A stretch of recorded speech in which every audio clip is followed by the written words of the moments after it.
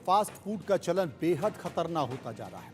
बच्चे और युवा तो छोड़िए, बड़ी उम्र के लोग भी फास्ट फूड की चपेट में हैं। आलम यह है कि फास्ट फूड के लिए भारत दुनिया के सबसे बड़े बाजारों में शुमार हो चुका है। भारत में फटाफट नूडल्स बेचने वाली कंपनी नेस्ले ने दावा किया है कि उसने पिछले वित्त वर्ष में मैगी के 6 अरब सर्विंग्स बेचे हैं, यानी कि भारत के लोग 6 अरब प्लेट मैगी एक साल के अंदर खा गए हैं। कई सर्वे ये भी बताते हैं कि जो भारतीयों के फास्ट फूड के प्रति बढ़ते चलन को बता रहे हैं।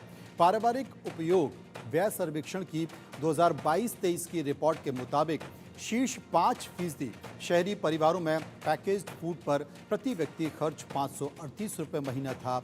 यहाँ तक कि शीर्ष 56% ग्रामीण परिवारों में भी पैकेज्ड फूड पर प्रति व्यक्ति 200 रुपये महीना तक खर्च किए गए हैं। ग्रामीण भारतीय एक महीने में औसतन 35 रुपये के बिस्किट खरीदता है, जबकि शहरों में हर व्यक्ति औसतन 15.5 रुपये पैकेज नूडल्स पर खर्च करता है। जबकि शीर्ष 5% खर्च करने वाले परिवारों में नूडल्स पर प्रति व्यक्ति 42.5 रुपये हर महीने खर्च किए जाते हैं। भारत में लोग पैकेज्ड फूड में सबसे ज़्यादा बिस्किट खरीदते हैं और इसके बाद नमकीन और फिर चिप्स की बारी आती है। चॉकलेट और नूडल्स के साथ ही ब्रेड भी खरीदते हैं। ग्रामीण इलाकों में तमिलनाडु के लोग पैकेज्ड फूड पर सबसे ज़्यादा खर्च करते हैं, जबकि शहरी इलाकों में पैकेज्ड फूड पर असम के लोग सबसे ज़्यादा खर्च करते हैं। इस रिपोर्ट में कहा गया है कि ग्रामीण इलाकों में खाने पर प्रति व्यक्ति खर्च का करीब 5% तक पैकेज्ड फूड खरीदने पर खर्च होता है, जबकि शहरी इलाकों में ये खर्च बढ़कर 8% होता है। इसके अलावा भारत के लोग समोसे, पूरी, मोमोज आदि पर भी जमकर खर्च कर रहे हैं। डॉक्टर ये मानते हैं कि पैकेज्ड में मिलने वाले सभी इंस्टेंट फूड सेहत के लिए नुकसानदायक होते हैं। यहाँ तक कि डॉक्टर बिस्किट और ब्रेड भी रोज़ाना सेवन ना करने की सलाह देते हैं, लेकिन लोग कर रहे हैं। आगे बढ़ते हैं, बात एक और खबर है। भारत की 2 प्रमुख फूड डिलीवरी कंपनियां स्विगी और जोमेटो ने अपने प्लेटफॉर्म फीस बढ़ा दी है। दोनों कंपनियों ने अपनी अपनी प्लेटफॉर्म फीस में 20% का इजाफा किया है। अभी इस बढ़ी हुई प्लेटफॉर्म फीस को दिल्ली और बेंगलुरु में लागू किया गया है और बाद में इसे पूरे देश में लागू किया जाएगा। Platform fees food delivery bill पर लगने वाली डिलीवरी फीस है। जीएसटी और हैंडलिंग चार्ज से अलग होती है।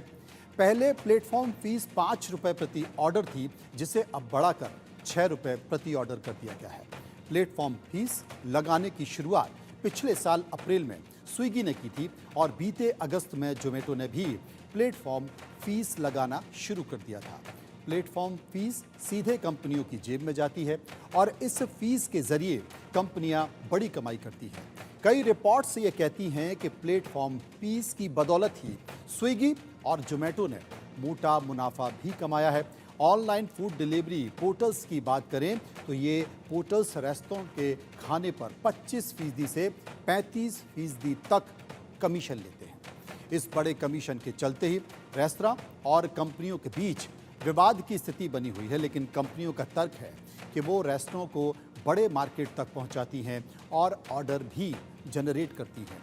अब रेस्तरां भी पोर्टल्स का कमीशन ग्राहकों से वसूलने लगे हैं, यानी कि आप रेस्तरां जाकर खुद खाना लाते हैं तो वो खाने के दाम काफ़ी कम होते हैं, जबकि स्विगी या फिर जोमेटो से ऑर्डर करने पर खाने के दामों में 40% तक की बढ़ोतरी हो जाती है।